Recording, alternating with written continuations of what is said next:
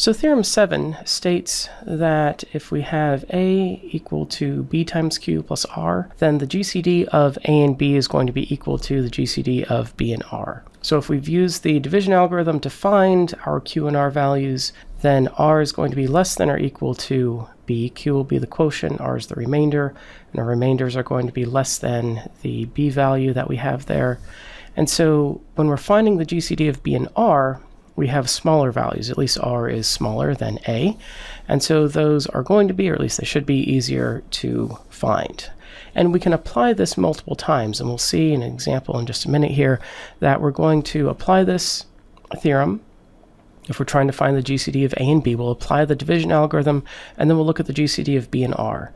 And then we'll apply this theorem again. So we'll look at the division algorithm applied to B and R, and then we'll end up with smaller values, and we'll keep doing this until we have values where we can easily find the GCD, or we'll get to a point where we can't do this anymore, and that will give us the GCD.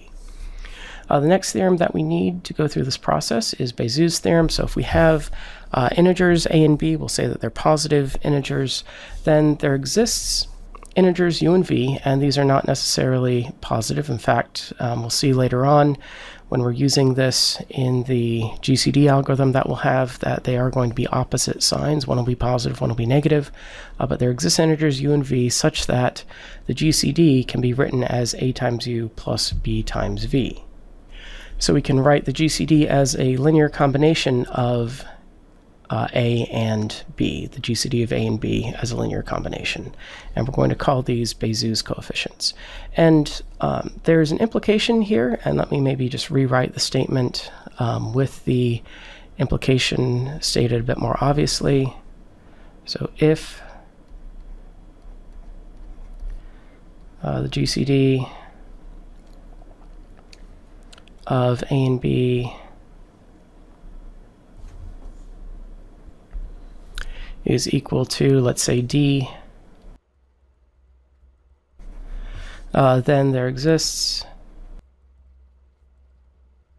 U and V integers, U and V, such that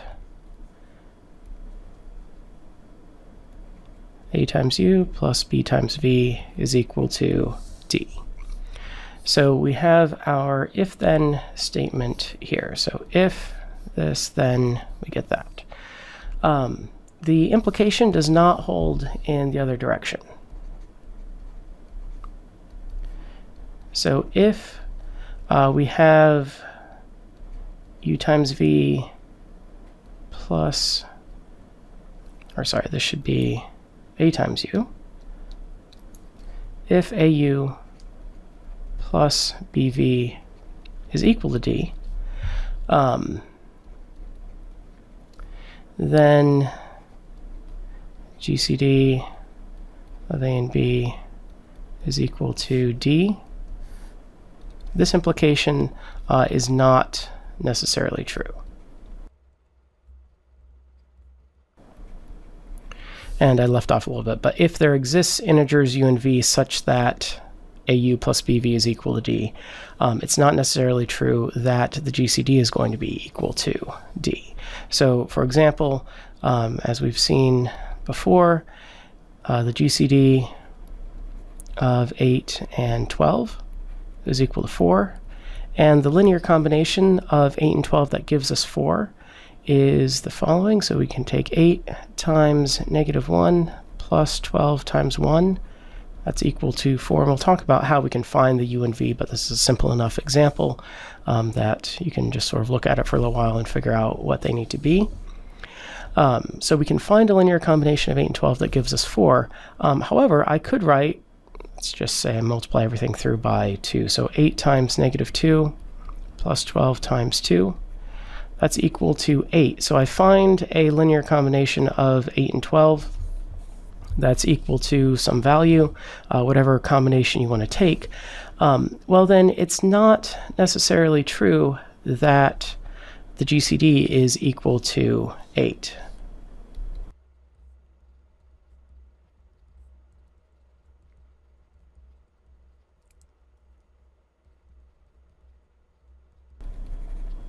However, what you can say, if you have some linear combination of the a and b values, this equation does give you something that the GCD divides.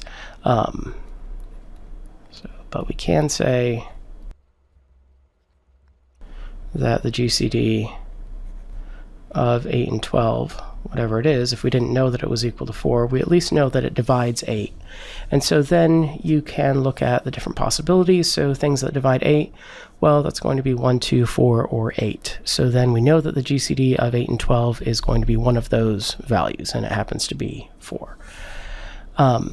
The corollary to Bézout's theorem says that the GCD of a and b is equal to 1, and remember that means that a and b are relatively prime.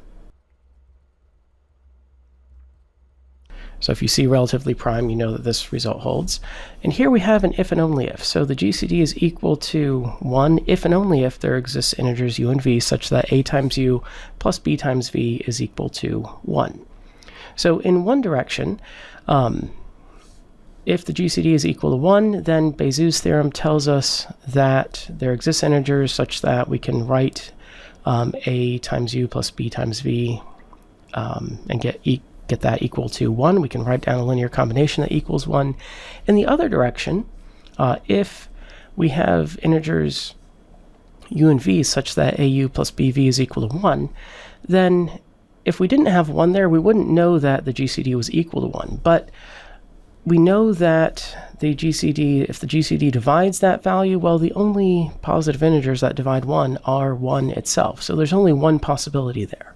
And so that's why we pick up this if and only if on the theorem when we have that linear combination equal to 1, because we know it's going to work in both directions because there's just one possibility in the other direction.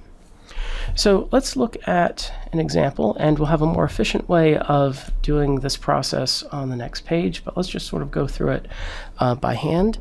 And let's say we have A equal to 1976, B equal to 1251. Doesn't really matter which one's the larger and which one's the smaller. On the next page, the algorithm that we'll write down assumes that we've named the larger of the two integers A and the smaller one B.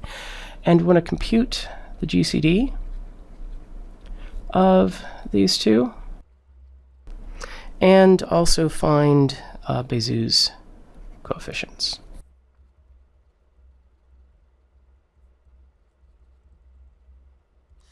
So to find the GCD, we're going to use repeated applications of the division algorithm and Theorem 7.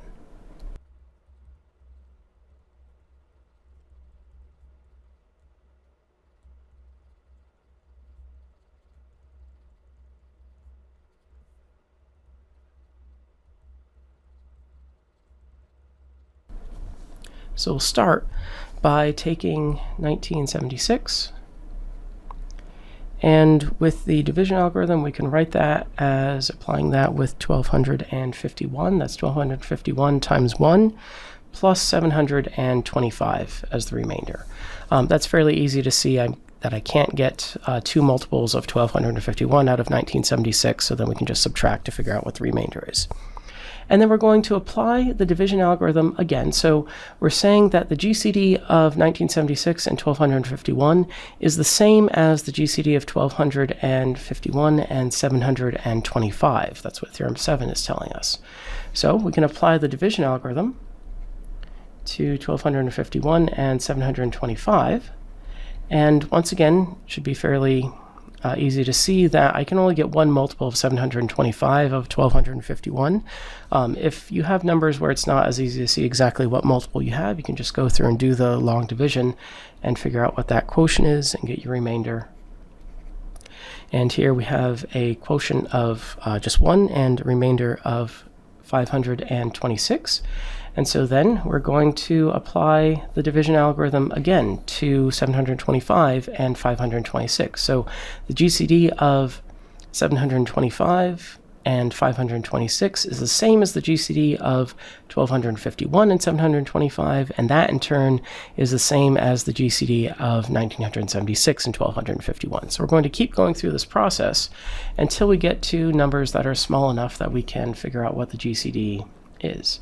And we'll have an actual stopping point, so we don't have to just look at it and guess.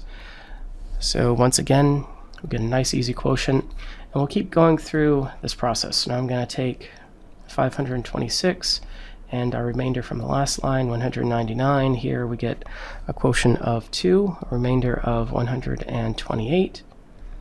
199 and 128, we get a quotient of 1, that should be a plus here, plus a remainder of 71, and then 128 is equal to 71 times 1 plus 57.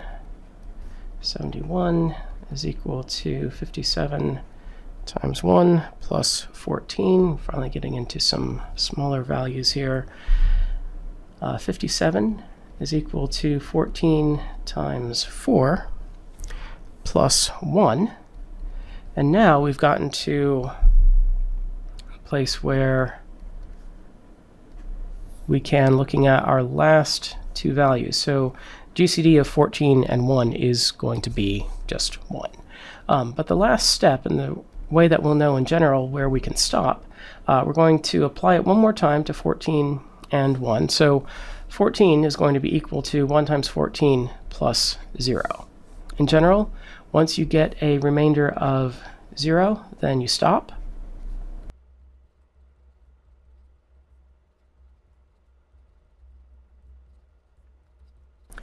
And then the last non-zero remainder is the GCD.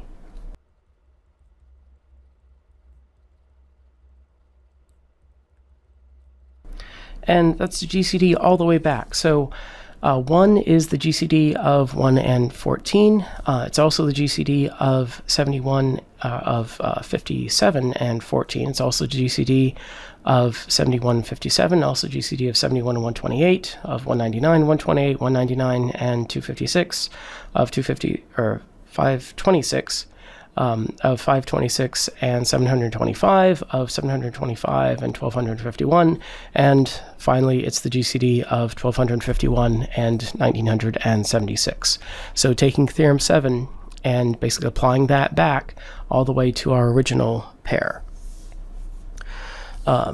So we know that by theorem 7, GCD of 1976 and 1251 is equal to 1. So those two numbers happen to be relatively prime, but the process is exactly the same even when they're not relatively prime. So now, how do we find the u and v values? Well, to do that, we're going to solve in these equations and back substitute.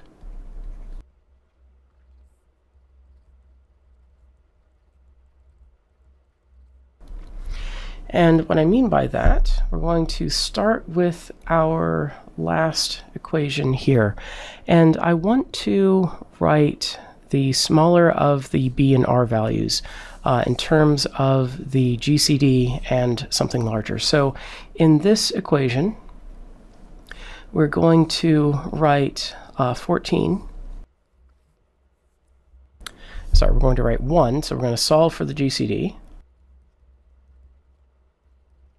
So 1 is equal to, and we'll have this written out as 57, I'm going to emphasize that's times 1, plus, and then when I move the 14 times 4 to the other side, I want to keep the 14 as 14 because we have that in the expression above, and we're going to write that as 14 times negative 4. And then what we're going to do, we're going to come up to the previous line. We're going to solve for the smaller of the b and r values. So we're going to solve for 14. And we get that 14 is equal to 71 times 1 plus 57 times -1. So as you're going back and solving and moving things around, that quotient value, that's where you'll put the negative. So these 1s and the 2 that we have, we'll put those in there. And then we're going to, so I want to keep the equation with the GCD equal to something. So we're going to take that 14 equals, and we're going to substitute that in here. So that tells me that 1, in turn, is equal to, stick with the same color here, go back to the blue. 1 is equal to, so I can write this as 57 times 1 plus, and then instead of 14, this is 71 plus 57 times -1. I'll leave that off that times 1 just to make things a little bit easier to see. And then we can write this as, so I'm going to take the -4 here, I'm going to distribute that through, and then we're going to combine the 57. So this is 71 times -4 plus, and then we'll have 57 times the -4 and the -1 give us a 4 plus another 57 here, so we'll have 57 times 5. So notice that we've gone from writing 1 as a combination of, a linear combination of 57 and 14 in this line, to writing it as a linear combination of 57 and 71 in this line. So 1 is still equal to that. And so we can repeat this process and keep moving back up this chain. We're going to, in this next line here, so I'm going to solve for 57 so that we can take this equation, the one with the 2 stars on it, and write it not as a combination of 71 and 57, but then I can replace that 57 with 128 times 1 plus 71 times -1, and then we'll substitute that in, and that will give us 1 written as a combination of, so here we'll have 71 times -4 plus, and then instead of 57, we'll write that as 128 plus 71 times -1, all times 5. And then we will distribute through and combine terms. So 1 is going to be equal to 128 times 5 plus, we'll have 71 times, and then we'll get times -5 here and times -4 here. So 71 times -9. And then we'll continue that process. We'll keep going back here. So we're going to solve for 71 in the next line. That's equal to 199 plus 128 times -1, and we'll substitute that in to get the GCD written as a combination of 128 and 199, so we don't have any 71s left. Then solve for 128 and the line above, that's 526 plus 199 times -2. We'll substitute that in, so then we no longer have any 128s, and we'll continue that process. I won't show all the details here, but if you continue that process back, you're going to end up with 1 being equal to 1976 times -88 plus 1251 times 139. So those are the U and V values guaranteed by Bézou's theorem. And since we can write 1976 plus some combination, write down linear combination of 1976 and 1251 equal to 1, that also tells us that by the corollary, the GCD is equal to 1, if we didn't already know that from Theorem 7. Now, that's a bit messy and complicated, maybe a little bit confusing to follow.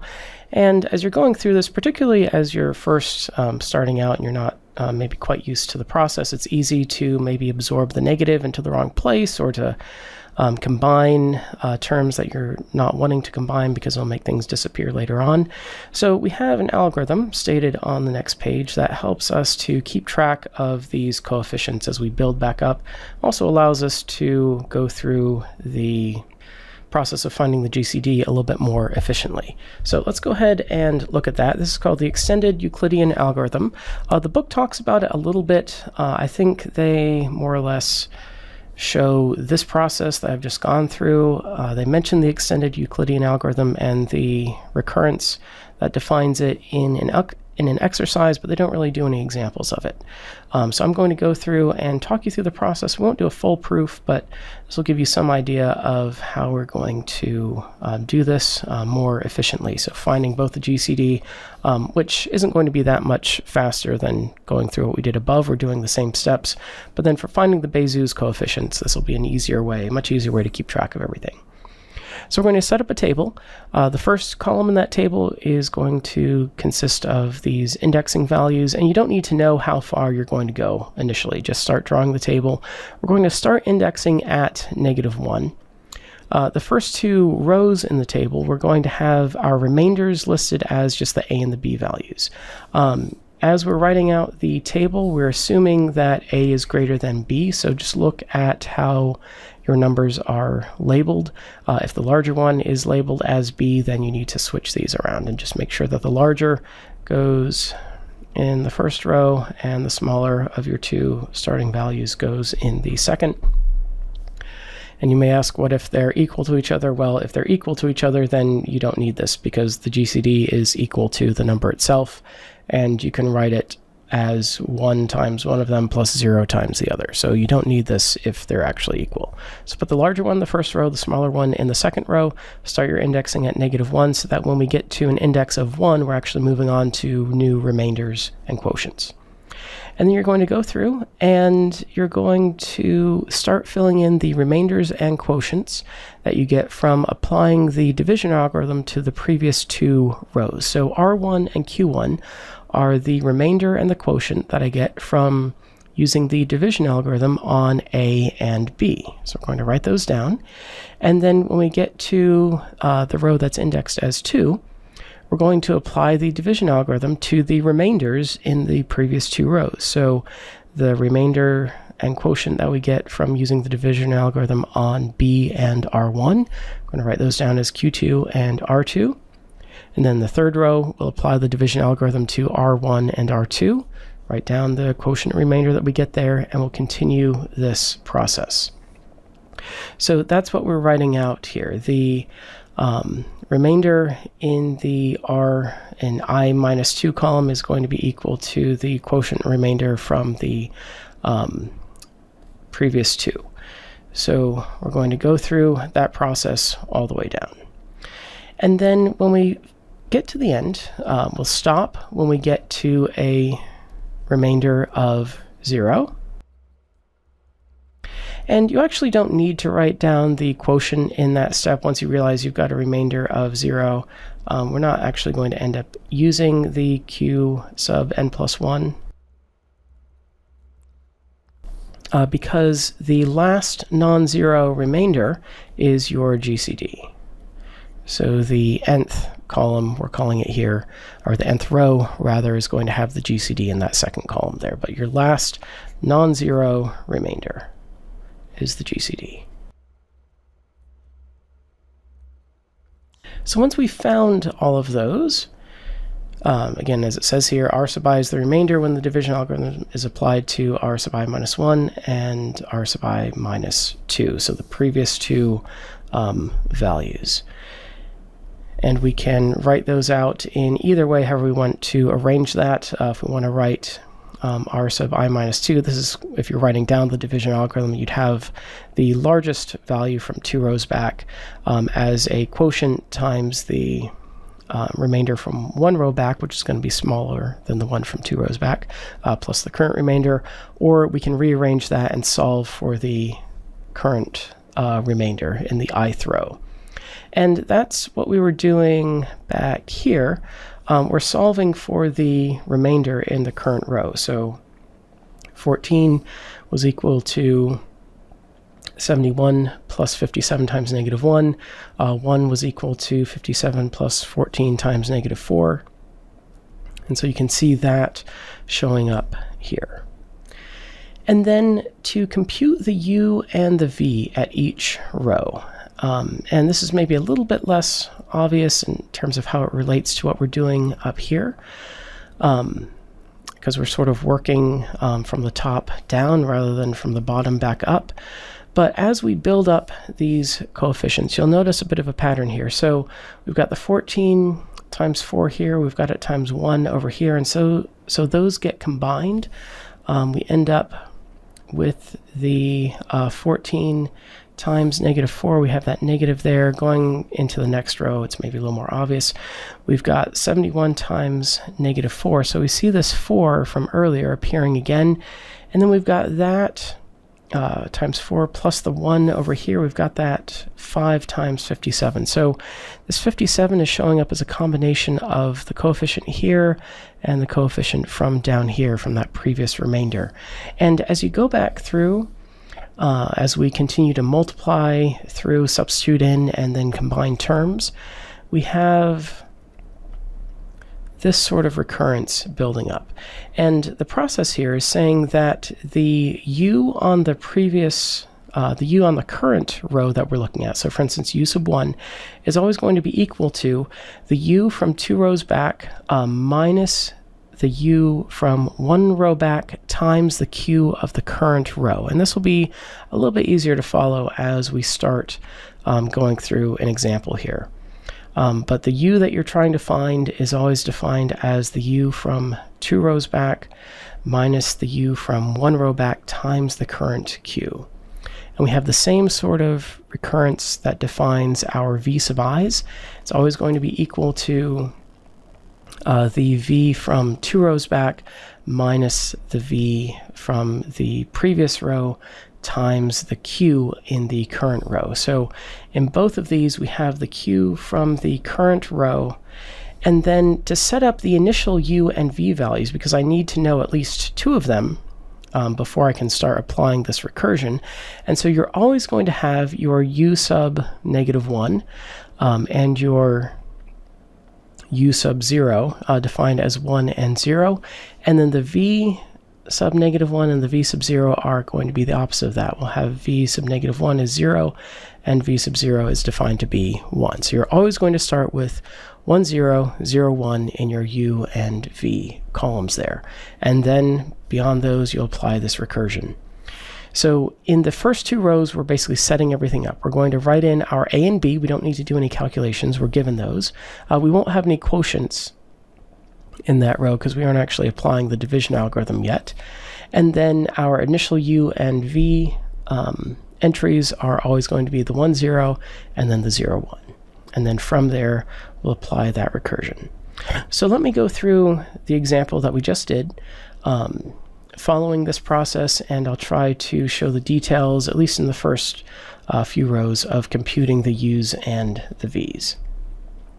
So we'll start by going through, you could just go through row by row. I find it a little bit easier usually to go ahead and just write down the quotients and the remainders all the way through. If you just want the GCD, then that's all you need to do. But let's go through, and we've already done most of this work, or we've done all this work for the first 2 columns that we need to fill in here. So applying the division algorithm to 1976 and 1251, we get a remainder of 725, and that's going to go in this column, and a quotient of 1 in that column. And then to fill in the second row, we're going to take 1251, 725, apply the division algorithm, and so we get our remainder of 526 and our quotient of 1. Applying the division algorithm to 526 and 725, maybe it makes more sense to talk about the quotient first. We'd have a quotient of 1 and a remainder of 199. And then we continue this process down. So on 526 and 199, we get a quotient of 2, a remainder of 128. On 199, 128, we get a quotient of 1, a remainder of 71. 128 and 71, we get a quotient of 1, a remainder of 57. 57, 71, we get a quotient of 1, a remainder of 14. 14 and 57, we get a quotient of 4 and a remainder of 1. And then finally, on 14 and 1, we get a quotient of 14 and a remainder of 0. And so when we get to that remainder of 0, we know that we're going to stop. It's supposed to look like a stop sign. And then that tells us that the GCD is 1. That's always the last non-zero remainder.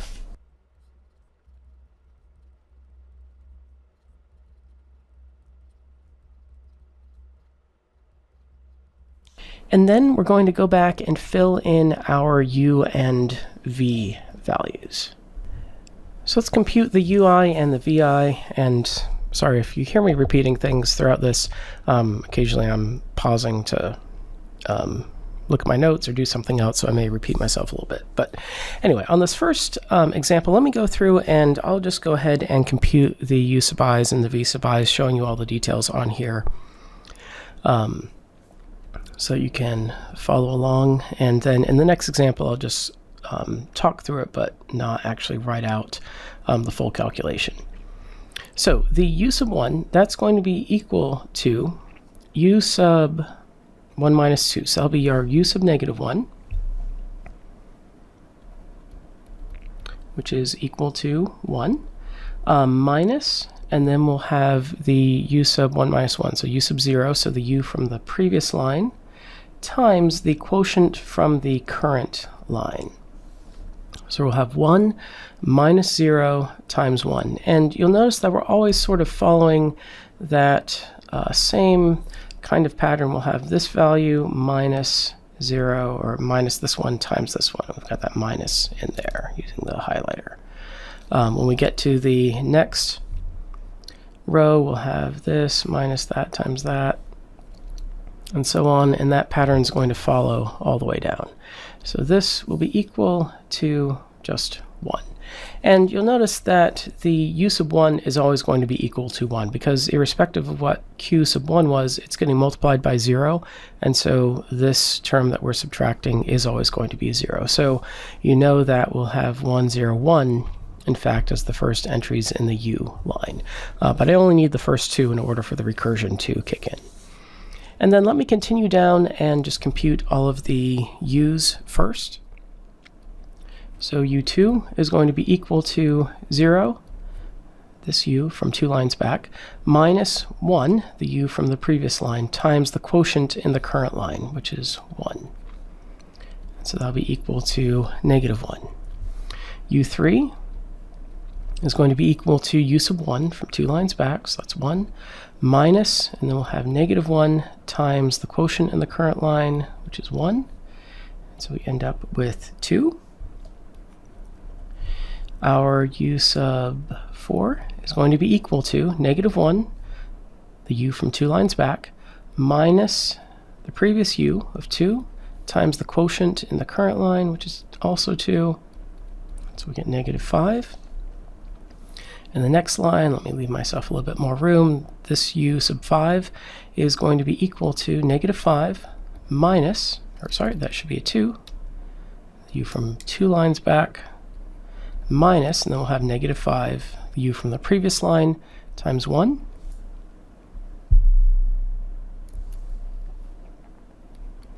And that's going to be equal to 7. And then the next one, negative 5, minus, and then we'll have 7 times 1. And that's equal to negative 12. And then in the next one, we'll have 7 minus negative 12 times 1, which gives us 19. In the final line, we don't need to compute the U and the V in the very last row, because that last row is just telling us where to stop for the GCD process. So we'll end when we get to the row containing the GCD. This one will be equal to negative 12 minus 19 times 4, which is equal to negative 88. And so that is the u that we're looking for, negative 88. Let's go back up and compute the v's, and we're following the same sort of recurrence. It's the v from the previous line minus the v from 2 lines back minus the v from the previous line times the current quotient. Now, the thing to be careful of here, be sure that you're using the quotient of the current row and not the u value. That's a common mistake, since with the u's you get used to looking just one column over. With the v's, make sure you're looking 2 columns over.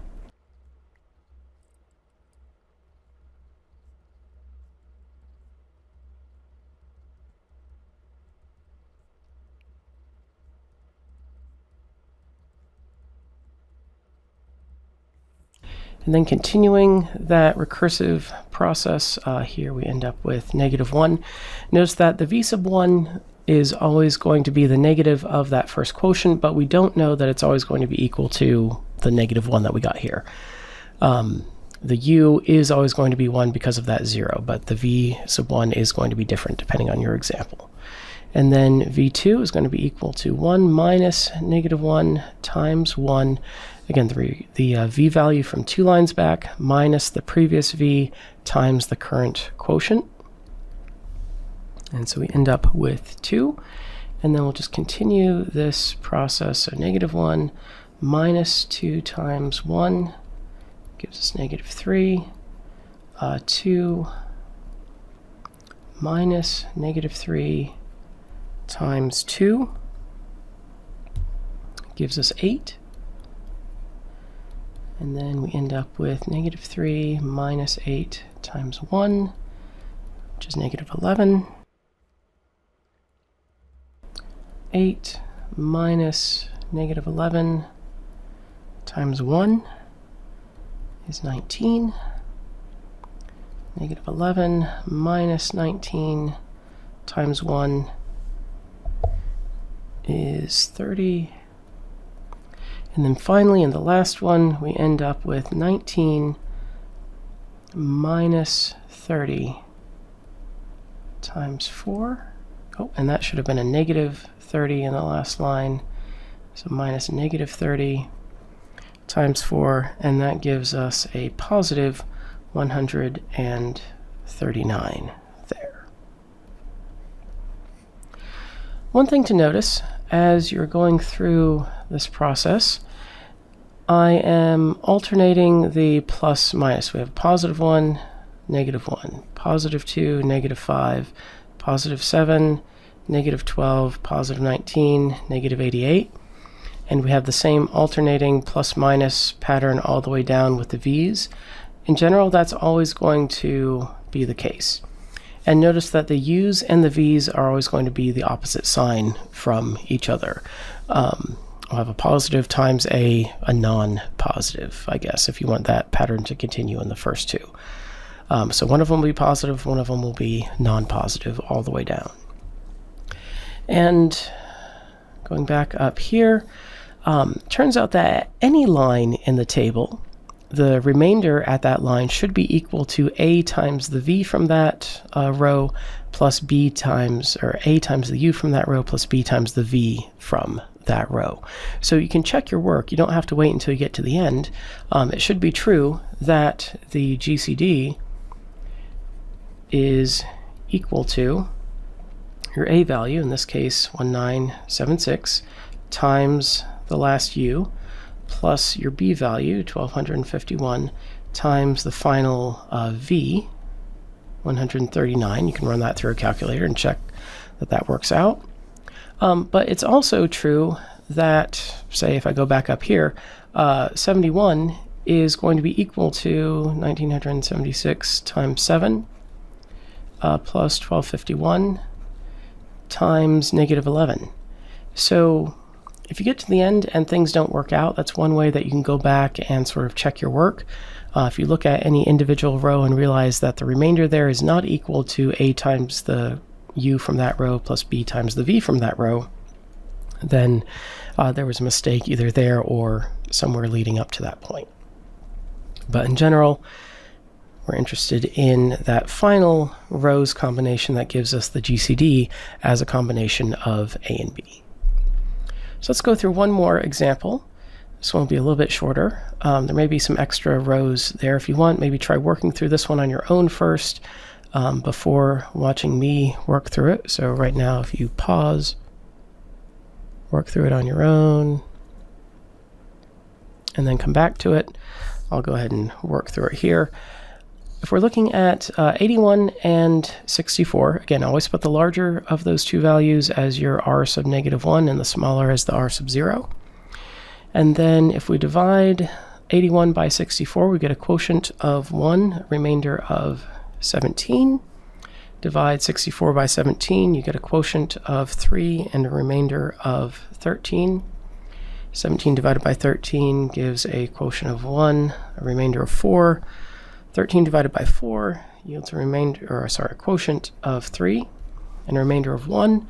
And then finally 4 divided by 1 gives us a quotient of 4 and a remainder of 0. So there's actually one extra row here that we don't end up needing.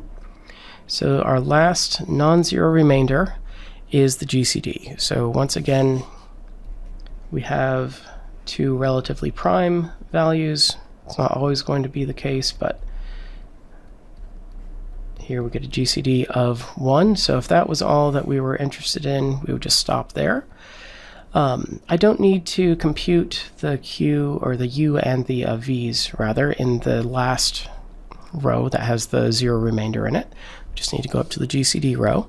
So going back to our U's and V's, U sub 1 is going to be 1 minus 0 times 1, and that's just 1. U sub 2 is 0 minus 1 times 3, which is -3. U sub 3 is 1 minus -3 times 1, which is +4. Again, you should see that alternating plus minus pattern. And then finally, the last U that we need, U sub 4, is -3 minus 4 times 3, which is -15. So we have that alternating plus minus. And then with the V values, our first V is 0 minus 1 times 1. Make sure you're going back over to the Q column there. So we get -1. And then 1 minus -1 times 3 gives us +4. -1 minus 4 times 1 gives us -5. And then our final V value, 4 minus -5 times 3, so 4 plus 15 gives us 19. So we get our GCD there, and then the linear combination that gives the GCD 1 is going to be equal to 81 times our last U value, so 81 times -15 plus, get that written down, plus 64 times our final V value, which is 19. So the U and the V guaranteed by Bézou's theorem are the -15 and the 19, respectively. So that's the process for the extended Euclidean algorithm. And on the test, I want you to go through and use the extended Euclidean algorithm anytime you're trying to find the Bézou's coefficients. Get comfortable with that. It's going to be more efficient than trying to go through and do the back substitution that I showed you on the, I guess, 2 pages ago here. If you're just finding a GCD, then you don't have to necessarily write out the table, but if you find that that's easier to keep things organized, you can do that. Remember that the theorem that we had on a couple pages ago, that the product of the GCD and the LCM is equal to A times B. So for instance, the least common multiple of, I guess I'll write it out this way. So LCM of 81 and 64, well, in this case, the GCD was 1, but in general, that's going to be equal to the product of the two numbers divided by their GCD. So in this case, the LCM ends up being just 81 times 64, but If you had a GCD other than 1, then you'd get something smaller than just the product for the LCM of those two. 81 times 64, which I don't have computed in my notes already, but whatever that works out to be is your LCM. So once we have the GCD from the extended Euclidean algorithm table, then we can easily find the LCM or GCD, however we found it. We get the LCM by taking the product divided by the GCD.